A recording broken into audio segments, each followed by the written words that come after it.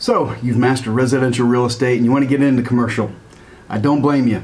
Let me ask you something though. What happens when your client asks you to help them buy, say, something like a 10,000 square foot warehouse or a shopping center? If your answer is, well, we'll just get a home inspector to take a look at it, you might be setting yourself up and your client for a disaster. Here's the truth.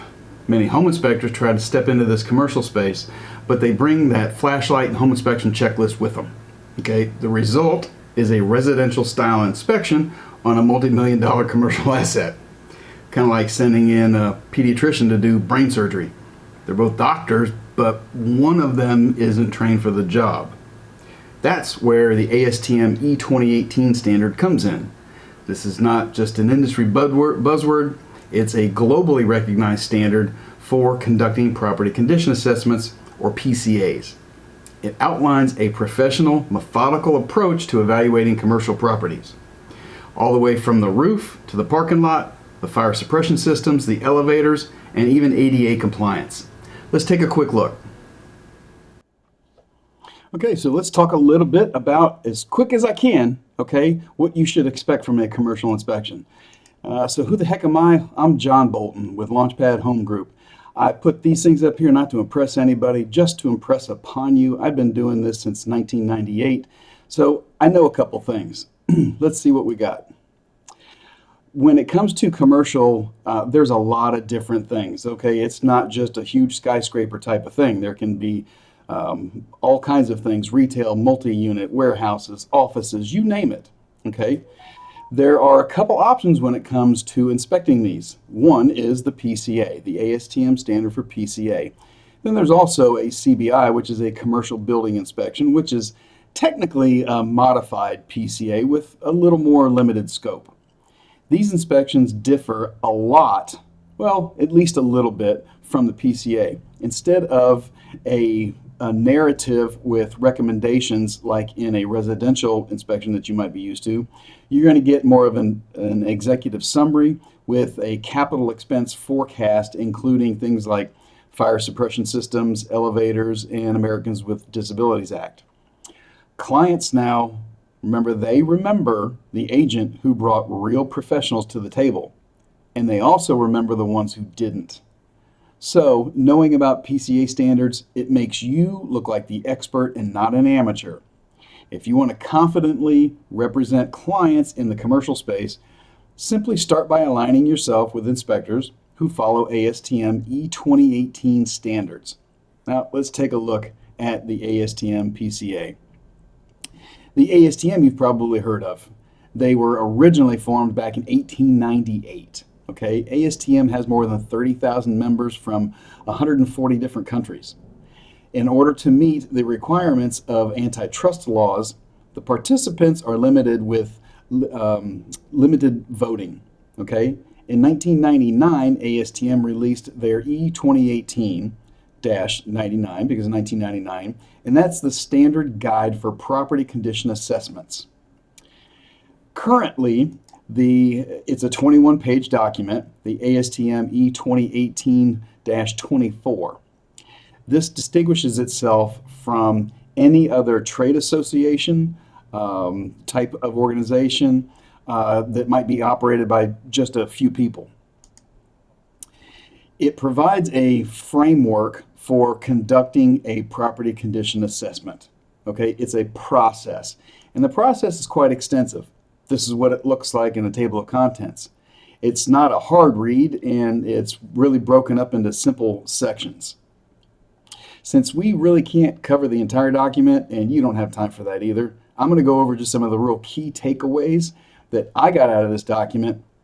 Plus, I want to mention ADA, fire sprinklers, and elevators, and some things like that. Okay, one thing that you're not going to see is appears serviceable. Can I get an amen?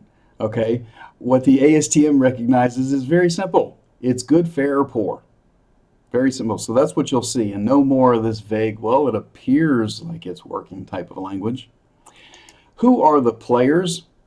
Well, there's three different primary parties to a commercial inspection. The consultant, That's the individual or the entity responsible for conducting a property condition assessment, or a PCA. They do it in accordance with this ASTM guide. The other is the field observer. This person conducts the walkthrough survey, or the inspection, if you will. And then there's the reviewer. That person is one that exercises control basically over the field observer, and who reviews the property condition report, or PCR, prior to delivering it to the user. There are some major components with, 4 major components with the PCA. One, that is documentation, review, and interviews. Yes, there's a lot of homework done prior to, including interviews. Then, of course, you have the walkthrough survey, or the inspection, if you will. Then there is the preparation of costs. Okay, we're always going to let the buyer know how much things are going to cost to an extent, and I'll show you that in just a second. Then all that stuff is accumulated into a PCR, or a property condition report. Okay, the document review and interviews. This scope is a guide to all that type of research. So what is it a consultant might solicit? Well, you've got all kinds of documents that you are going to take a look at. The consultant is going to request and investigate property information. First, we request something like a seller's disclosure that we call a pre-survey questionnaire. That looks something like this. It's a lot of different information we're looking for in order to form an opinion of this building. You can see here that the pre-questionnaire survey is kind of extensive. It asks a lot of different questions of the buyer and the seller. Then we solicit records request from the local fire department, the building and zoning departments, FEMA, and even do a permit search. So for long-term costs, we use 12 years as a reserve term. So we're going to note these physical deficiencies and this excludes minor things and maintenance, things like that. So you don't have to worry about all those little things that hold your deal up like in a typical residential inspection. And we will use that 12-year as a reserve term, the things that need to be accomplished inside 12 years. What we're going to report on are things that cost $3,000 or more to repair. So no more worrying about windows that are stuck, doors that squeak, discolored handles on the kitchen cabinets, any of that silly stuff. It's only the major components. Most people will use some type of a software to quantify and figure out how much it's going to cost, roughly speaking, and put that into the report. At the end, you'll have a long list of something like this summary right here that lists when, what year it should be replaced, and an approximate cost. The report is called a PCR, okay, Property Condition Report. And it's going to include those opinions of cost for the large physical deficiencies that are identified in the inspection. Now, some of the things that you don't see in a residential site are going to include things like an ADA, Americans with Disabilities Act inspection. This is a baseline ADA. Don't let the term baseline fool you, because it is pretty darn extensive. There's all kinds of things that you have to look at, from the parking lot to ramps and railings, especially all the parking areas. Are there enough spaces? Are they large enough? Does it have all the proper signage and all those kind of things? Van spaces are going to be required. Car stalls are also going to be required. There's just a whole lot of things we're going to be looking at throughout that building that have to do with the Americans with Disabilities Act.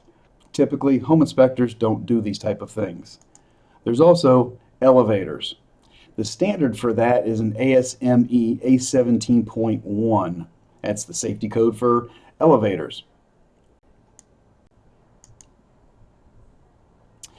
So the inspection process is pretty simple. It's a visual inspection, it's functional testing, and then of course it's all the compliance things. How big is this? Are all the inspections up to date? Is there a fire extinguisher available? And these kind of things.